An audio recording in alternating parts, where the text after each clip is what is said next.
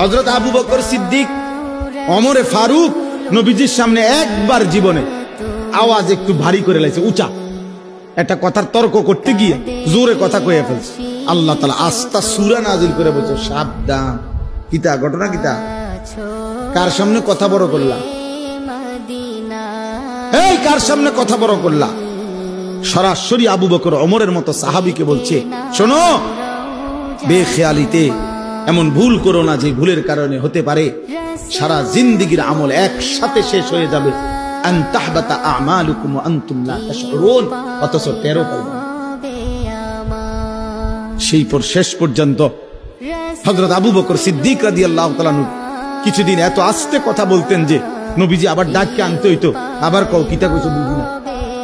আর ওমর অজরে কাঁদতেছিলেন, ওমর শুধু কাঁদতেই ছিলেন, কথাই বলা বন্ধ করে দিয়েছেন। আল্লাহ নবী জিজ্ঞাসা করলেন, ওমর কথা বলো না কেন? বলতেছি, ইয়া রাসূলুল্লাহ, আমার আওয়াজ কোনোভাবেই ছোট করতে আমি পারি না, আমার আওয়াজটাই বড় হয়ে যায়। আল্লাহ তো আমার জিন্দেগীর আমল বরবাদ করে দিবে, আপনার সামনে যদি কথার আওয়াজ বেড়ে কি পরিমাণ ফিকির করছে। দোস্ত, সাহাবায়ে কেরাম এমনিতে হইছে।